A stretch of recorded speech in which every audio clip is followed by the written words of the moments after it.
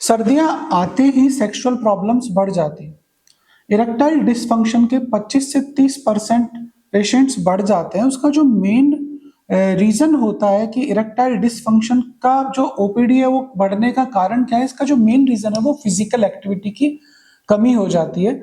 और जब ये फिजिकल एक्टिविटी सर्दियों की वजह से आदमी नहीं करता है तो जो पेनिस की वेन्स हैं, जो आर्टरीज हैं, इनके अंदर सिकुड़न आ जाती है और इसको वेजो कंस्ट्रक्शन बोलते हैं।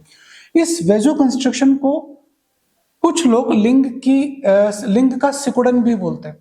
तो ये जो लिंग का सिकुड़न है, इसकी वजह से ब्लड फ्लो कम हो जाता है और जब ये ब्लड फ्लो कम हो जाता है तो लिंग आपको छोटा दिखने लगता है और जब ये लिंग छोटा दिखने लगता है तो आप कभी कभी डिप्रेशन में भी जाते हैं। दोस्तों, मैं हमेशा बोलता हूं कि our penis is a mirror image of our heart. So जैसे ही सर्दियां आती है वैसे ही जैसे हार्ट अटैक के 25 से 30% पेशेंट्स बढ़ जाते हैं, वैसे ही पेनाइल अटैक या लिंग के अटैक के पेशेंट भी 25 से 30% बढ़ जाते हैं। और जो रीजन है वो सेम है कि लोग ठंड के अंदर फिजिकल एक्टिविटीज को अवॉइड करते हैं, वर्कआउट को मिस करते हैं। दूसरा, सर्दियों जब आती है तो लोग अपनी डाइट के अंदर फैट कंटेंट को बढ़ा देते हैं, अलग अलग तरह के लड्डू बनाते हैं, घी तेल का प्रयोग ज्यादा किया जाता है, ड्राई फ्रूट्स खाते हैं। तो उससे क्या होता है कि हमारा जो कोलेस्ट्रॉल लेवल है वो भी बढ़ने लगता है और जब ये कोलेस्ट्रॉल लेवल बढ़ने लगता है तो ये जो गाढ़ा खून है ये लिंग के अंदर जाने में तकलीफ देता है। क्यों? क्योंकि हमारी जो लिंग की वेन्स हैं, जो लिंग की आर्टरीज हैं, वो पतली हैं। अब इसके अंदर जो एक गाढ़ा खून है जो जाता नहीं है, जाएगा नहीं तो इरेक्शन आएगा नहीं, और यदि आएगा तो भी क्या होगा, इरेक्शन डिसअपियर हो जाएगा। तीसरा जो होता है, फिजिकल एक्टिविटीज कम होती है तो क्या होता है, हमारा जो टेस्टोस्टेरोन हार्मोन है वो भी कम होने लगता है। और ये जो टेस्टोस्टेरोन हार्मोन, आप सब जानते हैं कि testosterone is a major hormone for our sexual activity. तो अब जब ये हार्मोन कम होगा तो हमारा डिजायर लेवल भी कम होगा, इरेक्शन लेवल भी कम होगा, हमारी सेक्सुअल एक्टिविटीज भी रिड्यूस हो जाएगी, तो टेस्टोस्टेरोन भी हमारा कम होने लगता है। दोस्तों, हम सबको पता है कि vitamin D play a crucial role in sexual activities.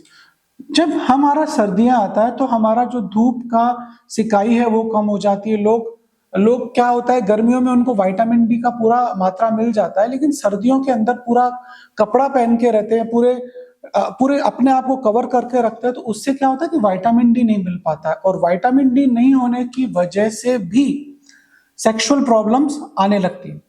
दोस्तों, इंडियन कल्चर में काफी फेस्टिवल्स होते हैं और अक्सर शादियां हमारे सर्दियों में ही, सर्दियों के अंदर बहुत ज्यादा शादियां होती है, फेस्टिवल्स होते हैं। तो इन फेस्टिवल्स के अंदर क्या होता है कि आप बहुत दबा के खाते हो, बहुत हैवी फूड लेते हो और इन हैवी फूड्स को लेने की वजह से अगेन आपकी डायबिटीज लेवल बढ़ जाती है। और जब ये डायबिटीज बढ़ती है तो डायबिटिक जो पॉपुलेशन है उसके अंदर इरेक्टाइल डिसफंक्शन आने लगता है, उसकी जो वेन्स है उनमें सिकुड़न आ जाती है, उनके अंदर ब्लॉकेजेज आ जाते हैं।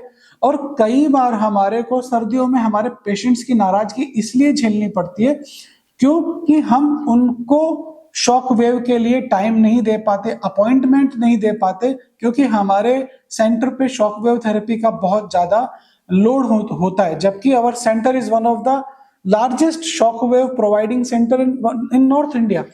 तो ये कई बार हमको इस वजह से, क्योंकि पेशेंट लोड ज्यादा होता है, सर्दियों के समय में जो एक वजह होता है इरेक्टाइल डिसफंक्शन का, वो एक होता है स्ट्रेस लेवल हाई होना। तो जब सर्दियां होती है तो जैसे हमारा हाथ हाथ पांव में ठंड लगती है, तो उस टाइम पे हमारा जो स्ट्रेस लेवल है वो हाई हो जाता है। बॉडी के अंदर सेरोटोनिन लेवल्स जो होते हैं वो कम हो जाते हैं और सेरोटोनिन लेवल कम होने से भी हमारा जो इरेक्शन है वो पुअर होने लगता है।